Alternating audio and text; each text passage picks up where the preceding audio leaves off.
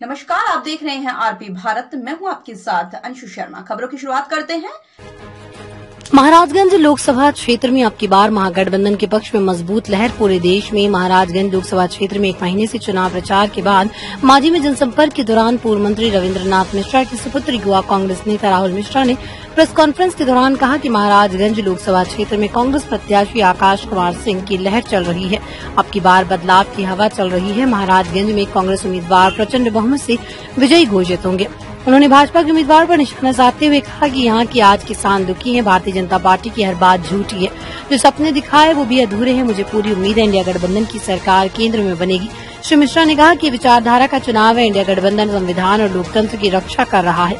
बेरोजगारी, महंगाई, भागीदारी ये हमारे मुद्दे हैं।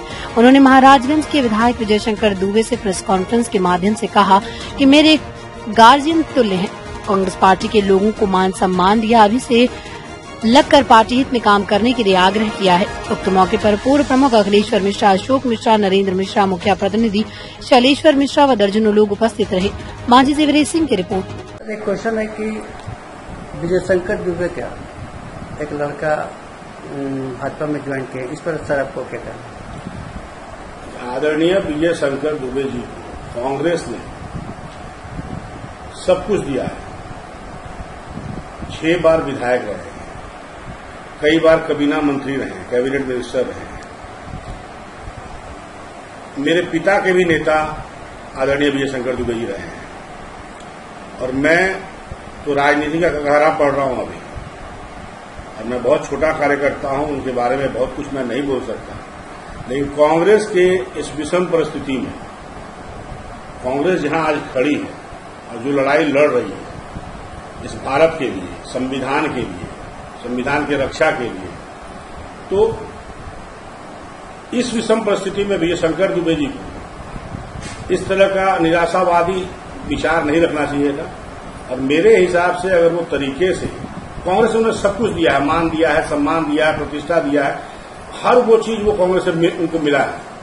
और आज अगर उनको एक टिकट नहीं मिला और इस परिस्थिति में अगर कांग्रेस का विरोध कर रहे हैं और विरोध करने के दरमियान उनके पुत्र सत्यम जी भाजपा ज्वाइन किए हैं। अब खैर ये उनका सत्यम जी का निजी मामला हो सकता है, मैं नहीं कहूंगा कि विजय शंकर दुबे जी नहीं कहा है, सत्यम जी का निजी मामला हो सकता है। लेकिन आदरणीय विजय शंकर दुबे से मैं ये जरूर कहना चाहूंगा, पिता तुल्य है मेरे पिता के नेता हैं वो। और मैं चाहूंगा कि आज से भी अगर वो कांग्रेस के लिए अपना कीमती वक्त और अपने लोगों का साथ, समर्थन कांग्रेस को प्राप्त करवाएंगे, तो मेरे दृष्टिकोण से एक अपना वो उच्च और श्रेष्ठ कोटि का प्रमाण प्रयुक्त करेंगे कांग्रेस के लिए और इस देश के लिए। बस मैं इतना ही चाहता हूं। क्या नाम है सर आपका?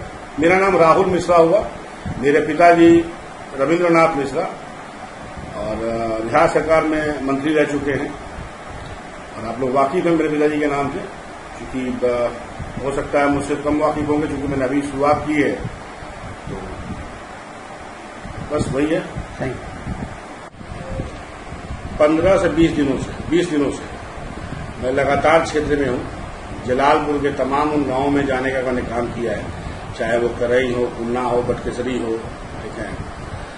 बनियापुर के जो 3 पंचायत हमारे मांझी विधानसभा में ऐड हुए हैं, उन तीनों विधानसभाओं में मानिकपुरा हो, ठीक है।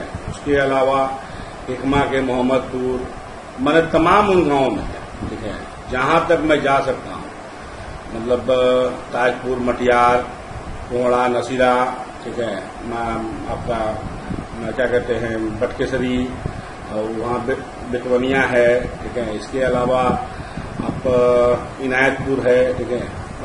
तमाम गांवों का नाम तो मैं आपके सामने अभी तुरंत नहीं बोल सकता हूं, लेकिन जहां तक मैंने संभव हुआ इन 20 दिनों में प्रतिदिन 15 से 20 गांवों का दौरा मैं करता हूं 2 से 3 गाड़ियों के साथ। और हर जगह से एक ही आवाज उठ रही है, ठीक है, इस बार बदलाव है। और ये बदलाव आकाश सिंह के लिए है और कांग्रेस के लिए है। रही बात मेरी, तो मेरा एकमात्र उद्देश्य है कि पहले मंदिर को बचाया जाए, पहले कांग्रेस को बचाया जाए और समाज के हर वर्ग से जुड़ा जाए। और जुड़ने के बाद उनका जो आशीर्वाद प्राप्त होगा वो निर्णय लेगा कि मेरे भविष्य का क्या होगा। फिलहाल मेरा एक ही उद्देश्य है कि हर उस वर्ग के पास पहुंच जाना, उनसे आशीर्वाद प्राप्त करना और इंडिया गठबंधन समर्थित प्रत्याशी आकाश प्रसाद सिंह को विजयी बना के महाराजगंज से, ठीक है, भारी मतों से विजयी बना के उनको लोकसभा भेज देना है। मैं महाराजगंज के ही प्रखंडों में जाने का मैंने काम किया है। Thank you. क्या अपील कीजिएगा? जनता से मैं एक ही बात कहूंगा और बार बार कहूंगा कि महाराजगंज को विकास के श्रेणी में लाना है। महाराजगंज की आवाज अगर देश के सर्वोच्च पटल पर रखना है, संसद में रखना है, और महाराजगंज की आवाज बुलंदी से अगर कोई रख सकता है तो हमारे आज के प्रत्याशी और कांग्रेस और इंडिया समर्थित प्रत्याशी, इंडिया गठबंधन समर्थित प्रत्याशी श्री आकाश प्रसाद सिंह जी, ठीक है, भारी बहुमत से वोट देना चाहिए और उनको विजयी बना के केंद्र में, दिल्ली में भेजना चाहिए। पहली चीज। दूसरी चीज ये है कि महाराजगंज की जनता का ये सौभाग्य है, अगर ये होता है तो महाराजगंज को 2 सांसद मिलेंगे। एक राज्यसभा सांसद जो मेरे अभिभावक हैं और भारतीय राष्ट्रीय कांग्रेस बिहार प्रदेश के अध्यक्ष हैं, पूर्व केंद्रीय मंत्री रह चुके हैं और जिनका भी लंबा कार्यकाल रहा है। एक बार विधायक रहे हैं 2000 में अरवल से, उसके बाद मोतिहारी से लोकसभा गए हैं और 2 बार राज्यसभा लगातार जाने का काम किया है। तो आदरणीय अखिलेश प्रसाद सिंह जी का भी जो सांसदीय कोष का पैसा है वो महाराजगंज के विकास में लगाया जा सकता है। तो मैं महाराजगंज की जनता से भावुक अपील करूंगा और मैं अपने पिता के शुभचिंतकों से, रविन्द्रनाथ मिश्रा के शुभचिंतकों से और रविन्द्रनाथ मिश्रा के वोटरों से और उन तमाम लोगों से जो रविन्द्रनाथ मिश्रा को अपना आइडल मानते हैं और मेरे मित्र बंधु, मेरे यार, मैं सबसे चाहूंगा कि आप लोग एक श्रेणी में आके और एकजुट होके इंडिया गठबंधन प्रत्याशी, कांग्रेस प्रत्याशी आकाश प्रसाद सिंह को भारी से भारी बहुमत से विजय बनाकर इनको दिल्ली भेजने का काम करें और संसद में महाराजगंज की आवाज को बुलंदी से कोई उठा सकता है तो आकाश प्रसाद सिंह उठा सकते हैं और अखिलेश प्रसाद सिंह उठा सकते हैं। और अगर कहीं इंडिया गठबंधन की सरकार बनती है, जो कि मुझे पूर्ण विश्वास है कि इंडिया गठबंधन की सरकार बनेगी, जो 26 दलों की गठबंधन है, तो मैं ये दावे के साथ कह सकता हूं कि मेरे गार्जियन, मेरे अभिभावक अखिलेश प्रसाद सिंह मंत्री बनेंगे, ठीक है, और मंत्रालय का भी संपूर्ण लाभ महाराजगंज लोकसभा क्षेत्र को मिलेगा। और मैं इसी बातों के साथ इतना ही इंडिया महागठबंधन के कांग्रेस के अच्छे नेता हैं, तो आपको क्या लगता है कि क्षेत्र में क्या चल रहा है? एक चीज सीधा सीधी आप ये बात समझ लीजिए कि जनसंपर्क करने के दौरान जिस भी जमात में जाइए, जिस भी गांव में जाइए, आप किसी भी बिरादरी में जाइए, हर वर्ग के लोग सिग्रीवाल जी से खपा है। चूंकि वो 15 साल विधायक रहे हैं और 10 साल एमपी रहे हैं और 25 साल के अपने शासनकाल में मंत्री भी रहे हैं, उन्होंने ऐसा कोई काम नहीं किया है जिससे कि उनकी सराहना इस क्षेत्र की जनता करे। और आदरणीय मोदी जी की तरह झूठ बोलने में ये भी माहिर होते चले जा रहे हैं। आपने अगर काम किया है और 10 साल एमपी हैं और आपने काम किया है, आपको जनता के पास सिर्फ हाथ जोड़ने और आशीर्वाद मांगने जाना चाहिए था, वोट मांगने नहीं जाना चाहिए था। और आज आपकी परिस्थिति ये है कि लोग आपके आपके गृह क्षेत्र मतलब जलालपुर में जहां आपका आवास है, आपके आवास के अगल बगल के लोग आपके इतने घोर विरोधी हैं, इतने विरोध का स्वर उठ रहा है आपके प्रति कि कल मैं जलालपुर में था और वहां एक बनारस सिंह जी हैं, बहुत प्रतिष्ठित व्यक्ति हैं, उनके पुत्र सुनील सिंह जी ज्वाइन किए कांग्रेस, मेरे अभिभावक और मेरे अध्यक्ष आदरणीय अखिलेश प्रसाद सिंह के द्वारा।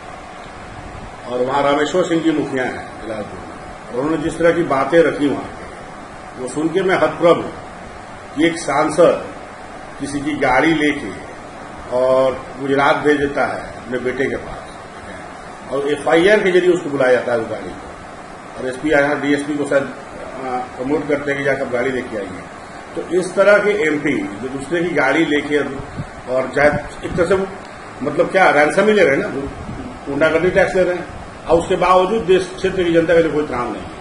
उनके पास चले जाइए तो इस मामले में आपका मतलब आचरण का निर्धारण करते हैं कि आप मुझे वोट दिए हैं और नहीं दिए हैं। ऐसी परिस्थिति में मुझे नहीं लगता है कि सिग्रीवाल जी को अब अपने पद पे बने रहना चाहिए, और यहाँ की जनता उनको, हमको लगता है कि हरा चुकी है। आकाश यहाँ से मतलब भारी बहुमत से चुनाव जीत रहे हैं, और हर वर्ग के लोग आकाश सिंह को, मैं ये नहीं कह रहा हूं कि सिर्फ ब्राह्मण वर्ग या बैकवर्ड वर्ग या यादव वर्ग या मुसलमान वर्ग, क्षत्रिय वर्ग का भी 30 से 35% वोट जो है वो मेरे प्यारे भाई आकाश सिंह को प्राप्त हो रहा है। इसमें कहीं से कोई शक नहीं है।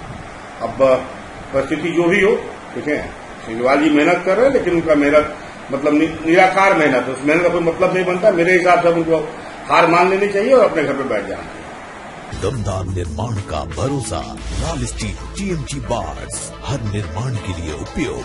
लाल स्टील TMT बार्स, रिश्ता मजबूती का।